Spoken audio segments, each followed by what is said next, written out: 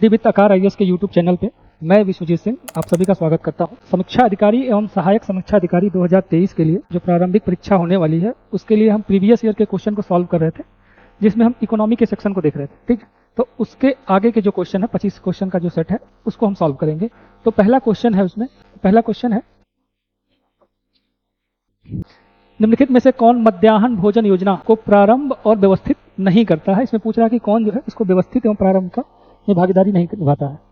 तो हम देखेंगे कि मध्याह्न भोजन योजना कब आई थी। तो ये आपका आया था 1995 में ये योजना शुरू की गई थी। ठीक है, 15 अगस्त 1995 में, ये 15 अगस्त 1995 में योजना शुरू की गई थी। ये योजना पूरे देश में प्राथमिक विद्यालय एवं लघु प्राथमिक विद्यालय के छात्रों को निःशुल्क भोजन प्रोवाइड करने के लिए शुरू किया गया था, जिसके अंतर्गत 1 से 8 तक के 6 से 14 वर्ष के जो बच्चे थे उनको पका हुआ जो भोजन है, दोपहर का पका हुआ भोजन उनको दिया जाता है। ये योजना बाद में जो है 2021 में इसका नाम परिवर्तित किया गया और इसका 2021 में इसका नाम बदल कर रख दिया गया है प्रधानमंत्री पोषण निर्माण योजना कर दिया गया है, पोषण शक्ति निर्माण योजना। ठीक है, जिसको शॉर्ट में हम पीएम योजना भी बोलते हैं, पीएम पोषण योजना। ठीक है, इसको ये 2021 में किया गया है, 2021 में इसका नाम परिवर्तन किया गया है, जिसको ये तो शॉर्ट है, फुल फॉर्म इसका यही है, प्रधानमंत्री पोषण शक्ति निर्माण योजना। ठीक है, ये विश्व की सबसे बड़ी विद्यालय भोजन कार्यक्रम के में शामिल है। ठीक, अब इसमें देखते हैं कि कौन इसमें भागीदारी नहीं निभाता है। तो स्कूल मैनेजमेंट इसके व्यवस्थापक की भूमिका में होता है, पंचायती राज संस्थान जैसे कि ग्राम पंचायत ये भी इसके व्यवस्थापक की भूमिका में होता है, स्व सहायता समूह भी आएगा, ठेकेदार जो है ये आपका इसमें नहीं होगा। तो इस हिसाब से इसका आंसर होगा डी। नेक्स्ट क्वेश्चन है कि निम्नलिखित में से कौन एक न्यूनतम आवश्यकता कार्यक्रम के अंतर्गत शामिल नहीं है। न्यूनतम आवश्यकता कार्यक्रम की बात हो रही है। तो न्यूनतम आवश्यकता कार्यक्रम ये 5वीं पंचवर्षीय योजना जो थी, ठीक है, 5वीं पंचवर्षीय योजना जो थी में शुरू किया गया था। ठीक है, जो 1974 से लेके 78 तक ये लागू रही है 5वीं पंचवर्षीय योजना। उसके अंतर्गत ये योजना जो है न्यूनतम आवश्यकता कार्यक्रम को चलाया गया था। ठीक है, इसमें क्या हुआ, गरीबों के लिए, ठीक है, गरीबों के लिए जो है न्यूनतम आवश्यकता, ठीक, न्यूनतम आवश्यकता में क्या आएगा, एक आपकी जलापूर्ति आ जाएगी, शिक्षा आ गया, ठीक है, बस्तियां उनकी जो है आवास, ठीक है, और स्वच्छता, इस तरह जो बुनियादी आवश्यकताएं हैं उनको उपलब्ध कराना और उनके जीवन स्तर में सुधार लाना इस न्यूनतम आवश्यकता कार्यक्रम का उद्देश्य था। ठीक है, इसमें सामाजिक जो वानिकी दिया गया है, ये सामाजिक वानिकी ये इसमें शामिल नहीं था न्यूनतम आवश्यकता कार्यक्रम में। तो इस हिसाब से इसका आंसर हो जाएगा बी। ठीक है, नेक्स्ट क्वेश्चन है उद्यमिता को कर बढ़ावा देने के हेतु स्टैंड अप इंडिया से संबंधित जो स्टैंड अप इंडिया योजना आई थी, ठीक, ये 2016 में इसमें लाया गया था, 2016 में 5 अप्रैल 2016 को लिख लेते हैं यहीं पे, 5 अप्रैल 2016 में इसको शुरुआत की गई थी। ये योजना जो SC ST के व्यक्तियों को और महिलाओं में जो है उनमें उद्यमिता को, ठीक है, एंटरप्रेन्योरशिप को बढ़ावा देने के लिए ये योजना शुरू किया गया था। इस योजना के अंतर्गत जो है मतलब इसका मुख्य जो उद्देश्य था वो आर्थिक सशक्तिकरण करना और रोजगार सृजन करना, एक तो इसका ये उद्देश्य था, मुख्य उद्देश्य। और इस योजना के अंतर्गत जो ग्रीनफील्ड उद्यम थे, ग्रीनफील्ड उद्यमों की स्थापना के लिए, ठीक, उनकी स्थापना के लिए क्या, प्रत्येक बैंक शाखा के द्वारा कम से कम एक ST SC के व्यक्ति हो या फिर एक महिला को, ठीक है, 10 लाख से 1 करोड़ तक का मतलब ऋण जो है उनको उपलब्ध कराया जाना, ये इस योजना के से संबंधित था, ये मतलब प्रोवाइड कराया जाता था। तो इसमें आप देखेंगे तो महिला SC और ST से संबंधित ये योजना थी। इस हिसाब से आंसर होगा इसका डी। अब है कि विजन 2020, ठीक है, विजन 2020 फॉर इंडिया इसको बोलते हैं। ये जो कार्यक्रम था ये लाया गया था भारत को 2020 तक विकसित भारत बनाने के लिए। ये डॉक्टर APJ अब्दुल कलाम जो उस समय के तत्कालीन राष्ट्रपति थे उनके द्वारा ये योजना उनके द्वारा प्रस्तावित दस्तावेज है, ठीक है, जिसका उद्देश्य था कि 2020 तक भारत को विकसित राष्ट्र बनाना। तो यही है कि भारत सरकार का एक कार्यक्रम जो सभी क्षेत्रों में पूर्ण आत्मनिर्भरता को प्राप्त करने का ये इसका उद्देश्य था। ठीक, तो इस हिसाब से आंसर डी हो जाएगा। नेक्स्ट क्वेश्चन है, 5th है कि ग्रामीण क्षेत्रों में शहरी सुविधाएं देने की नीति का समर्थन किसने किया था। तो ग्रामीण क्षेत्रों में शहरी सुविधाएं देने की नीति ठीक है, जिसको हम शार्ट में पूरा बोलते हैं, ये डॉक्टर एपीजे अब्दुल कलाम की संकल्पना थी। ठीक है, उन्होंने ही इसको प्रस्तावित किया था, इसका समर्थन किया था। ठीक, इसके अंतर्गत उन्होंने 4 प्रकार के संपर्क की बात कही कि जो ग्रामीण क्षेत्रों में 4 प्रकार के संपर्क उपलब्ध कराए जाए, जैसे कि आर्थिक संपर्क, ज्ञान संपर्क, हाँ, आवागमन से संबंधित। ठीक, तो ये सब चीज़ों को प्रोवाइड कराकर और उनका ग्रामीण क्षेत्रों में शहरी सुविधाएं प्रदान करना, और जो प्रवसन था ग्रामीण क्षेत्रों से शहरों की तरफ, उसको जो है बेसिकली रोकने का उनका मुख्य उद्देश्य था। नेक्स्ट क्वेश्चन है, प्रधानमंत्री श्रम पुरस्कार प्रदान किए जाते हैं। ठीक, तो प्रधानमंत्री श्रम पुरस्कार ये भारत सरकार के श्रम एवं रोजगार मंत्रालय द्वारा इसको दिया जाता है। ये औद्योगिक विवाद अधिनियम 1947 में इसको परिभाषित किया गया है, जिसके अंतर्गत राज्य और केंद्र के सार्वजनिक उपक्रम और निजी क्षेत्र के जो चयनित उपक्रम है, उनके विनिर्माण इकाइयों में काम करने वाले जो कर्मचारी हैं उनको दिया जाता है। तो जो निजी क्षेत्र के कर्मचारी हैं, मतलब चयनित जो इकाइयां हैं, उनमें देखेंगे तो उनमें ऐसे निजी क्षेत्र के ऐसे विनिर्माण इकाई जिनमें कम से कम 500 कर्मचारी जो है पंजीकृत हो, ठीक है, उनको ही इसमें शामिल किया जाता है और इसके अंतर्गत उनको पुरस्कार दिया जाता है। तो केंद्र और राज्य सरकार के सार्वजनिक उद्यमों और निजी क्षेत्र में के चयनित विनिर्माण इकाइयों में कार्यरत कर्मचारियों को दिया जाता है। इस हिसाब से इसका आंसर हो जाएगा आपका डी। नेक्स्ट क्वेश्चन है, निम्नलिखित में से किस शहर को राष्ट्रीय धरोहर शहर विकास और संवर्धन योजना के अंतर्गत शामिल नहीं किया गया है? ठीक है, पूछ रहा किसके के अंतर्गत शामिल नहीं किया गया है। इसमें आप देखेंगे इसको राष्ट्रीय धरोहर शहर विकास एवं संवर्धन योजना को शॉर्ट में हम हृदय योजना बोलते हैं। ठीक है, इसको हृदय योजना बोलते हैं। इसका होता है कि heritage city development and augmentation programme. ठीक, तो ये आपका आया था 2015 में, इसको शुरू किया गया था। इस योजना को 2015 में इस योजना को शुरुआत की गई थी। इसके अंतर्गत क्या था कि जो 12 जो शहर थे, चुनिंदा 12 शहरों को, ठीक है, 12 जो शहर थे, ठीक है, 12 शहर को उनका चुनाव किया गया था, जिनको 500 करोड़ की लागत से, ठीक है, उनके जो हेरिटेज सिटी थे, 12 हेरिटेज सिटी थे उसमें शामिल थे, और उनका जो 500 करोड़ की लागत से उनका मतलब एक तो समावेशी विकास करना और समावेशी एवं सतत विकास करना इसका उद्देश्य था। तो इसमें हम देखते हैं कि कौन कौन से शहर इसमें शामिल हैं 12 शहरों में। तो इसमें आप देखेंगे अजमेर भी शामिल है, अमरावती भी शामिल है और आपका अमृतसर भी शामिल है। ये आगरा नहीं शामिल है। ठीक है, इसका आंसर हो जाएगा ए।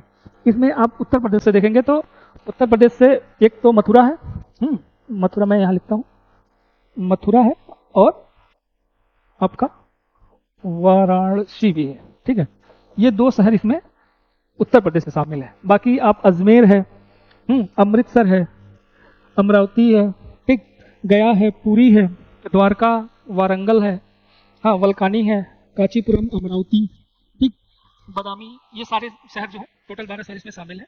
हाँ, उनका जो है एक तो उन शहरों की जो विरासत जो है उनका संरक्षण करना और उनका सतत विकास करना उद्देश्य है इस योजना का। नेक्स्ट क्वेश्चन है, निम्नलिखित में से कौन सा एक सुमलित है? ठीक है, कह रहा कि एक जो है सुमलित है, बाकी जो 3 हैं वो इनमें से गलत होंगे। तो पहला देखते हैं कि सहकारिता आंदोलन के बारे में बात कर रहा है। तो सहकारिता आंदोलन भारत में जो जनक है सहकारिता आंदोलन के एफ निकोलसन को माना जाता है। ठीक है, तो इस हिसाब से ये गलत हो जाएगा। एफ निकोलसन को भारत में सहकारिता का जनक माना जाता है। और ये इटावा पायलट प्रोजेक्ट जो ये 1947 में इसकी परिकल्पना की गई थी इस पायलट प्रोजेक्ट की, और 1948 में ये अल्बर्ट मायर के नेतृत्व में इसका मतलब इस पे काम चालू किया गया था, उनके ही मार्गदर्शन में। तो इस हिसाब से ये योजना मतलब ये ऑप्शन आपका सही है। और ये देखेंगे अधिक अन्न उपजाओ, तो ये आपका जो 1946 में पंडित जवाहरलाल नेहरू के नेतृत्व में अंतरिम सरकार बनी थी, उसमें खाद्य एवं कृषि मंत्री आपके डॉक्टर राजेंद्र प्रसाद जी थे, तो उन्होंने ही अधिक अन्न उपजाने का नारा दिया था। तो इस हिसाब से ये गलत है, यहाँ पे हो जाएगा आपका डॉक्टर राजेंद्र प्रसाद। और ये विनोबा भावे, ये भी गलत है, यहाँ पे गांधी जी होंगे। ठीक है, तो इस हिसाब से इसका आंसर बी है। नेक्स्ट क्वेश्चन है, तेंदुलकर समिति की बात कर रहा है। ठीक है, कि तेंदुलकर समिति ने भारत में गरीबी रेखा के नीचे की जनसंख्या को मतलब आकलन किया था, कितना अनुपात पूछ रहा है कि कितना प्रतिशत उन्होंने आकलित किया था। तो तेंदुलकर समिति का हम देखेंगे तो इसका गठन जो हुआ है, ये गठन हुआ है 2004 और 2005 में इसका गठन हुआ है। और इसका रिपोर्ट इन्होंने जो दिया है, वो इन्होंने अपना सौंपा था 2009 में। इनका रिपोर्ट 2009 में आई है और इन्होंने 2004-5 में इसका गठन किया गया था। इसका गठन जो है भारत में, ठीक है, गरीबी आकलन की जो पद्धति थी उसकी समीक्षा करने और उस पर सुझाव देने के लिए इस समिति का गठन किया गया था, तेंदुलकर समिति का। ठीक, तो उन्होंने जो मौजूदा न्यूनतम पोषण आवश्यकता की जो मॉडल था गरीबी आकलन करने के लिए, न्यूनतम पोषण आवश्यकता मॉडल, उसको इन्होंने अस्वीकार कर दिया और उसकी जगह इन्होंने जो है आवश्यक वस्तुओं पर उपभोग, जिसको हम उपभोग बास्केट भी बोलते हैं, ठीक है, उसको इन्होंने आधार माना और उसके आधार पर इन्होंने भारत में गरीबी का आकलन किया।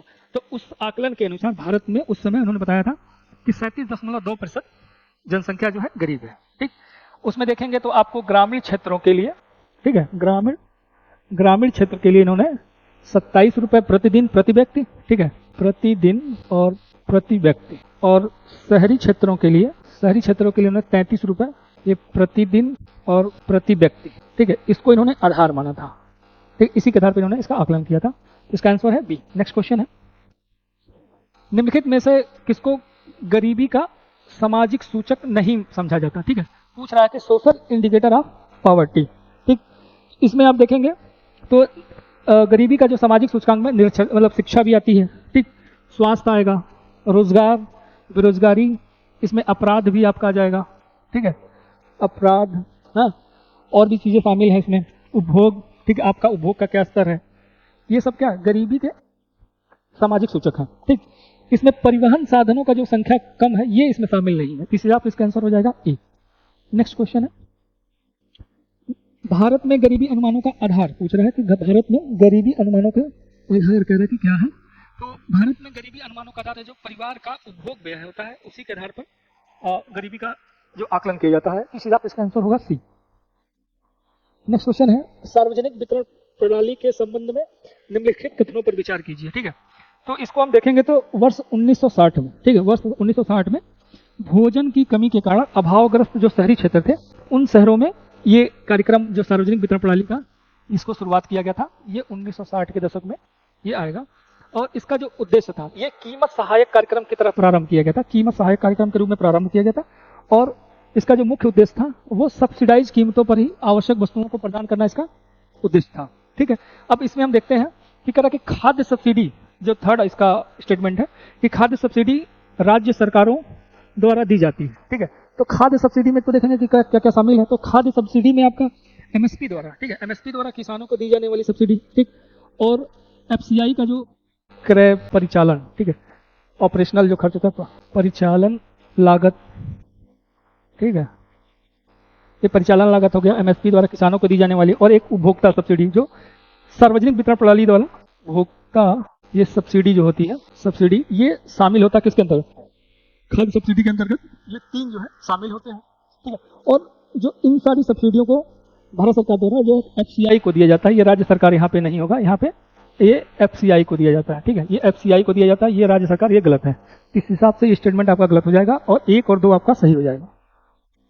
नेक्स्ट क्वेश्चन है, शहरी क्षेत्रों में गरीबी रेखा के से निम्नलिखित औसतन कैलोरी, कम कैलोरी प्रतिदिन प्रति व्यक्ति का मानक भारतीय योजना आयोग द्वारा निर्धारित किया गया था। तो ये पूछा योजना आयोग द्वारा जो है शहरी क्षेत्रों में गरीबी रेखा का जो कैलोरी के आधार पर जो उन्होंने मानदंड रखा था वो क्या है, तो उसको हम देखेंगे। तो योजना आयोग ने शहरी क्षेत्रों के लिए 2100 रखा था और ये आपका ग्रामीण क्षेत्रों के लिए था। ठीक है, तो योजना आयोग ने शहरी क्षेत्रों के लिए 2100 कैलोरी और ग्रामीण क्षेत्रों के लिए 2400 कैलोरी का आधार माना था।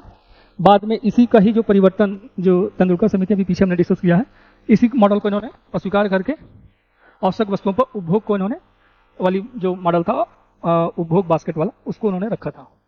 नेक्स्ट क्वेश्चन है, निम्नलिखित में से कौन सा कार्यक्रम भारत में गरीबी को दूर करने हेतु है? ठीक है, भारत में गरीबी दूर करने के लिए कौन सा कार्यक्रम कह रहा है? तो इसमें देखेंगे इसको RIDP, ठीक है, इंटीग्रेटेड रूरल डेवलपमेंट प्रोग्राम, एक ट्राइसेम, ये भी गरीबी को कम करने, ग्रामीण क्षेत्रों में गरीबी दूर करने का प्रोग्राम है, और ये NIREP, ठीक है, नेशनल रूरल एम्प्लॉयमेंट प्रोग्राम। इस हिसाब से देखेंगे तो उपयुक्त सभी, ठीक है, तीनों जो है ये गरीबी मतलब भारत में ग्रामीण क्षेत्रों में गरीबी को दूर करने के योजनाएं हैं। ठीक है, नेक्स्ट क्वेश्चन है, निम्नलिखित वर्गों में से किस वर्ग के देश के साथ भारत का सर्वाधिक आयात व्यापार है? ठीक है, वर्ग की बात कर रहा है, ये वर्ग देखेंगे तो उस समय तो ये आंसर था कि OECD जो है उस समय था क्वेश्चन जिस समय पूछा गया था, लेकिन वर्तमान में, ठीक है, वर्तमान में आप अगर देखेंगे 2022-23 के जो आर्थिक सर्वेक्षण 2022-23 है उसके आधार पर, ठीक है, आर्थिक सर्वेक्षण 2022 और 2023 के आधार पर अगर देखते हैं तो एशिया जो है, ठीक है, एशिया जो है, एशिया के साथ सबसे ज्यादा है वो आपका 63% है, ठीक है। उसके बाद आपका जाएगा यूरोप, ठीक है, यूरोप के साथ हमारा जो आयात का है वो 14% है, और यूएसए के साथ जो है हमारा वो 11% है, ठीक है। तो उस समय तो वो आपका OECD था, लेकिन वर्तमान में अगर देखते हैं तो 63% के साथ एशिया के साथ सबसे ज्यादा हम आयात करते हैं, ठीक। नेक्स्ट क्वेश्चन है, भारत के आयात का सबसे बड़ा भाग पूछ रहा मूल्य के आधार पर प्राप्त होता है। तो इसे भी हम देखेंगे तो आर्थिक सर्वेक्षण 2022-23 के आधार पे देखते हैं तो सबसे बड़ा आयात का जो भाग है वो हमारा चीन से है, ठीक है। वर्तमान में भी, उस समय यूएसए था लेकिन वर्तमान में अभी चीन के साथ ही है।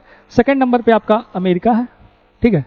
थर्ड नंबर पे आपका सऊदी अरब है, और यूएई आपका ये फोर्थ नंबर पे है, ठीक है। इसको आप याद कर सकते हैं। नेक्स्ट क्वेश्चन है, अंतर्राष्ट्रीय व्यापार में किस देश की अधिकतम हिस्सेदारी पूछ रहा कि अंतर्राष्ट्रीय व्यापार में किस देश की अधिकतम हिस्सेदारी है, ठीक है। तो उस समय भी, मतलब उस समय अमेरिका का इसमें था, हिस्सेदारी अंतर्राष्ट्रीय व्यापार में सर्वाधिक था, लेकिन वर्तमान में जो है वर्ल्ड इंटीग्रेटेड, ठीक है, वर्ल्ड इंटीग्रेटेड ट्रेड सोल्यूशन, ठीक है, उसके आंकड़ों के अनुसार अगर देखेंगे तो चीन की, वर्तमान में चीन की जो है अंतर्राष्ट्रीय व्यापार में सबसे ज्यादा हिस्सेदारी है, ठीक है। और भारत का अगर इस संदर्भ में देखते हैं कि भारत की अंतर्राष्ट्रीय व्यापार में क्या हिस्सेदारी है, तो निर्यात में अगर देखते हैं, ठीक है, निर्यात में ये 1.72% है, और आयात अगर देखते हैं तो हमारा है वो 1.49%, ठीक है। ये हमारा अंतर्राष्ट्रीय व्यापार में मतलब भागीदारी है, ठीक। नेक्स्ट क्वेश्चन है,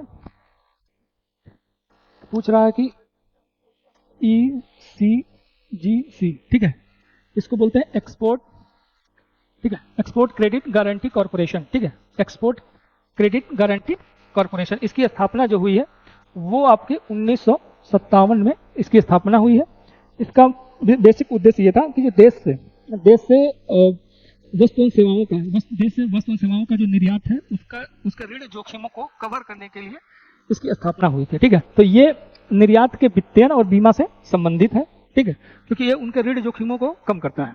और निर्यात ऋण जो जोखिम है उसको ये कम करता है, और ये वित्तीयन और बीमा से संबंधित है। नेक्स्ट क्वेश्चन है, ये कथन और कारण पर विचार करना है कि मुद्रा का अवमूल्यन कह रहा है। मुद्रा का अवमूल्यन निर्यात को बढ़ावा दे सकता है, और अवमूल्यन से अंतर्राष्ट्रीय बाजार में घरेलू उत्पाद का मूल्य गिरता है। कह रहा कि जो कथन है वो क्या, वो कारण जो है उसका समर्थन करता है कि नहीं करता है। इसको हम देखेंगे तो पहले बात, मुद्रा का अवमूल्यन, ठीक है, ये क्या है। तो किसी मुद्रा का जो अवमूल्यन से मतलब ये है कि किसी देश की मुद्रा का अन्य विदेशी मुद्राओं के सापेक्ष उसके मूल्य को कम करना ही मुद्रा का अवमूल्यन कहलाता है, ठीक है। जब किसी देश की मुद्रा को हम अन्य विदेशी मुद्राएं जैसे कि डॉलर है, यूरो है, येन है, ठीक है, इनके सापेक्ष उस देश की मुद्रा का जो मूल्य है उसको हम कम करते हैं तो वो मुद्रा का जो है अवमूल्यन कहलाता है, ठीक। ये कह रहा कि उससे क्या होगा, उससे उस देश की जो मतलब उत्पाद है, उस देश का जो उत्पाद है वो अंतर्राष्ट्रीय बाजार में उसकी वैल्यू, जो उसका जो दाम है वो कम हो जाएगा, जिससे क्या है उसके निर्यात में सकारात्मक प्रभाव पड़ेगा, तो जिससे उसके निर्यात में बढ़ावा देगा, ठीक है। तो जब मुद्रा का अवमूल्यन करने से निर्यात को बढ़ावा मिलता है। ये स्टेटमेंट आपका सही है। कह रहा कि कारण क्या है कि अंतर्राष्ट्रीय बाजार में घरेलू उत्पाद का मूल्य गिर जाता है, तो ये बात सही है, यही कारण है कि निर्यात को बढ़ावा मिलता है, ठीक है। इस हिसाब से इसका आंसर होगा ए, ठीक। कथन और कारण दोनों सही है, और आर ए की सही व्याख्या करता है। नेक्स्ट क्वेश्चन है, कह रहा कि विशेष आर्थिक जोन, ठीक है, स्पेशल इकोनॉमिक जोन की बात कर रहा है, SEZ की नीति की घोषणा की बात कर रहा। तो नीति की घोषणा अगर देखते हैं तो ये 2000 में इसकी नीति की घोषणा की गई थी, और एक्ट की अगर बात करते हैं, ये एक्ट बना था ये 2005 में, इस पर जो एक्ट निर्माण किया गया था। और इसका मुख्य उद्देश्य था कि देश में विदेशी निवेश का जो आकर्षित करना, ठीक है, और देश के जो घरेलू उत्पाद है उनको निर्यात को बढ़ावा देना, और बुनियादी संरचनाओं का मतलब उनमें सुधार करना, ये इसका उद्देश्य था। तो ये 2000 में नीति पूछ रहा है, तो घोषणा जो है 2000 में हुई है, और अधिनियम जो है 2005 में हुआ। नेक्स्ट क्वेश्चन है, शुद्ध निर्यात की बात पूछ रहा है कि शुद्ध निर्यात जो है बराबर होता है। तो पहली बात देखेंगे कि शुद्ध निर्यात है क्या, ठीक है। तो शुद्ध निर्यात से जो सामान्य आशय है, सामान्य आशय ये है जो किसी भी देश की जो घरेलू सीमा से, ठीक है, किसी भी देश की घरेलू सीमा से वस्तुओं सेवाओं के, ठीक है, आयात और निर्यात में अंतर से है, ठीक है। आयात एवं निर्यात, ठीक है।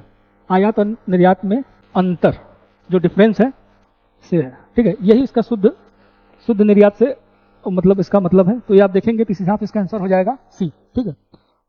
तो ये धनात्मक और ऋणात्मक दोनों हो सकता है, ठीक है। क्योंकि अगर आयात ज्यादा है और निर्यात कम है तो ये ऋणात्मक में चला जाएगा, ठीक है। और ये निर्यात ज्यादा है आयात से तो ये धनात्मक में होगा, ठीक। नेक्स्ट क्वेश्चन है आयात कर, ठीक है। आयात कर कह रहा कि क्या है, तो आयात कर एक प्रकार का मतलब टैरिफ है, ठीक है, टैरिफ है। और ये वस्तु एवं सेवाओं के, ठीक है, वस्तु एवं सेवाओं के आयात और निर्यात पर लगने वाला एक प्रकार का टैक्स होता है, ठीक है। आयात कर जो है वस्तु एवं सेवाओं के पर जो उनके आयात और निर्यात पर लगने वाला कर होता है, जो बेसिकली आपका ये आयात पर ही लगाया जाता है। क्योंकि इसका मुख्य उद्देश्य होता है कि किसी भी मतलब आयात को हतोत्साहित करने का उद्देश्य होता है, इसको लगाने का जो मुख्य उद्देश्य है और यही होता है कि किसी भी वस्तु के आयात को हम हतोत्साहित करने के लिए, उसको कम करने के लिए देश में आयात कर किसी वस्तु पर लगाया जाता है, ठीक है। तो जब किसी देश मतलब किसी वस्तु पर आयात कर या लगाया जाता है या बढ़ाया जाता है तो वो उसका आयात जो है कम हो जाता है, ठीक है। इस हिसाब से अगर हम देखते हैं तो व्यापार की मात्रा, इसका व्यापार पर कोई प्रभाव नहीं पड़ेगा इसके व्यापार पर, तो ये इसका आंसर हो जाएगा कभी व्यापार की मात्रा जो है घट जाएगा क्योंकि वो आयात को कम करता है। नेक्स्ट क्वेश्चन है हरित बॉन्ड के बारे में पूछा, ग्रीन बॉन्ड। निम्नलिखित में से कौन सा कथन कह रहा कि सत्य नहीं है, ठीक है। तो ग्रीन बॉन्ड पहला देखते हैं कि ग्रीन बॉन्ड निवेश केवल जलवायु परियोजनाओं में होता है, तो ये ठीक है। ग्रीन बॉन्ड जो है ये सिर्फ और सिर्फ पर्यावरण अनुकूल परियोजनाओं के लिए वित्त पोषण के लिए जारी किया जाता है, ठीक। दूसरा स्टेटमेंट है कि हरित बॉन्ड सर्वप्रथम 2007 में यूरोपियन निवेश कोष द्वारा जारी किया गया था। हाँ, ये यूरोपियन इन्वेस्टमेंट बैंक, ठीक है, यूरोपियन इन्वेस्टमेंट बैंक द्वारा 2007 में इसको शुरू किया गया था और 2008 में, ठीक है, 2008 में विश्व बैंक द्वारा, ठीक है, विश्व बैंक द्वारा 2008 में इसको शुरू किया गया था। कह रहा कि ग्रीन बॉन्ड एक वित्तीय बाजार नवाचार है, तो जी ये वित्तीय बाजार का एक नवाचार, एक मतलब नई चीज ही है। और कह रहा कि ये ग्रीन बॉन्ड स्थित ब्याज प्रतिफल के अल्पकालीन परिपक्व निवेश है, तो ये अल्पकालीन नहीं है, ठीक है, ये दीर्घकालिक है, ठीक है, ये दीर्घकालिक निवेश की बात करता है, ठीक है, ये दीर्घकालिक। तो इस हिसाब से आपका ये गलत हो जाएगा, यही आंसर होगा आपका। नेक्स्ट क्वेश्चन है चालू खाते की पूर्ण परिवर्तनीयता की बात कर रहा है कि किस वर्ष घोषित किया गया था, ठीक है। तो चालू खाते की पूर्ण परिवर्तनीयता देखेंगे तो रुपए की जो परिवर्तनीयता है, ठीक है, कन्वर्टिबिलिटी, तो यही देखते हैं कि ये क्या है, रुपए की परिवर्तनीयता, ठीक है, कन्वर्टिबिलिटी क्या है।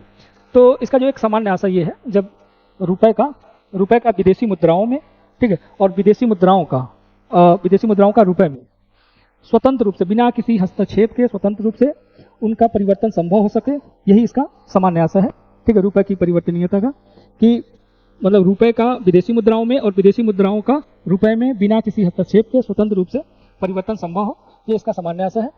तो इसको अगर देखते हैं कि कब ये चालू किया था, तो ये 1994 में चालू खाते की जो रुपए की पूर्ण परिवर्तनीयता है, इसको शुरुआत किया गया था अगस्त 1994 में। अगर इसमें देखें कैपिटल अकाउंट में, ठीक है, पूंजीगत जो खाता है, पूंजीगत खाते में, ठीक है, पूंजीगत खाते में भी रुपए की परिवर्तनीयता ये अभी तक मतलब इसको नहीं समझ लिया गया, ये इसमें पता है, ठीक है, ये आप इसको ऐसे ही बता दिए। नेक्स्ट क्वेश्चन है कथन और कारण का ही है, देखते हैं। इसमें कह रहा कि जब एक देश का भुगतान उसके व्यापार में वस्तु और सेवाओं के स्थानांतरण एवं विशुद्ध आय की प्राप्तियों से अधिक हो जाता तो उसे चालू खाता घाटा कहते हैं। और चालू खाता घाटा तब होता है जब एक देश के वस्तु सेवाओं और पूंजी का अधिक निर्यात करता है, ठीक है। तो ये पहली बात ये देखते हैं चालू खाता क्या है और चालू खाता घाटा क्या है। तो चालू खाता ये है कि एक वित्तीय वर्ष में, ठीक है, एक वित्तीय वर्ष में जो किसी देश का दृश्य और अदृश्य मदों का जो आयात निर्यात का योग होता है वो चालू खाता कहलाता है। एक वित्तीय वर्ष में दृश्य और अदृश्य मदों में, ठीक है, आयात और निर्यात का योग, ठीक है, वो चालू खाता कहलाता है। तो दृश्य मद, अब दृश्य मद देखेंगे और एक है अदृश्य मद, ठीक है, और एक अदृश्य मद। तो इसमें हम वस्तुओं के व्यापार को शामिल करते हैं और इसमें हम सेवाओं का मतलब जैसे सॉफ्टवेयर हो गया, ठीक है, चिकित्सा सेवा हो गई, ठीक है, कोई प्रोफेशनल प्रकार की मतलब सेवाएं हैं, जैसे वकालत से संबंधित कोई सेवाएं हैं, ठीक है। तो ये जो सेवाएं आती हैं वो इसमें अदृश्य मद में आएंगी। और वस्तुओं का जो व्यापार होता है, ठीक है, इसमें जो है वस्तु का व्यापार और ठीक, और इसमें जो है सेवाएं आती हैं, इसमें सेवाएं आएंगी, ठीक है। इनका जो आयात और निर्यात का योग होता है वो चालू, इसको हम चालू खाता कहेंगे। और चालू खाता घाटा क्या है? तो चालू खाता घाटा जब एक वित्तीय वर्ष में, ठीक है, एक वित्तीय वर्ष में दृश्य और अदृश्य मदों में, ठीक है, आयात जब जो है निर्यात से अधिक हो तो वो आपका चालू खाता घाटा कहलाता है। तो इस हिसाब से अगर देखते हैं तो पहला स्टेटमेंट ये है कि जब किसी देश के भुगतान, ठीक है, भुगतान का यहाँ अर्थ ये है कि हम आयात की बात कर रहे हैं, ठीक है, आयात की बात हो रही है। उसके व्यापार में वस्तु और सेवा स्थानांतरण और विशुद्ध आय की प्राप्तियां, ठीक है, यहाँ प्राप्तियां देखेंगे तो ये निर्यात की बात कर रहा है, ठीक है, निर्यात ठीक से अधिक हो तो उसे चालू खाता घाटा कहते हैं। जब ये आयात अधिक होगा और निर्यात कम होगा तो ये चालू खाता घाटा, अभी हमने बताया ही कि जब एक वित्तीय वर्ष में दृश्य और अदृश्य मदों में जो आयात है वो निर्यात से अधिक होगा तो चालू खाता घाटा होगा। इस हिसाब से ये स्टेटमेंट आपका एक तो सही है। अब कह रहा कि कारण क्या, कारण देखते हैं कि चालू खाता घाटा तब होता है जब एक देश के वस्तु और सेवाओं एवं पूंजी का अधिक निर्यात होता है। अधिक निर्यात होगा तो ये घाटा नहीं होगा, ठीक है, वो तो फिर निर्यात का सरप्लस हो जाएगा। जब आयात अधिक होगा तभी ये चालू खाता का घाटा होगा। इस हिसाब से ये गलत हो जाता है। तो इसके देखेंगे ए सही है और आर गलत है, ठीक है। Thank you for watching.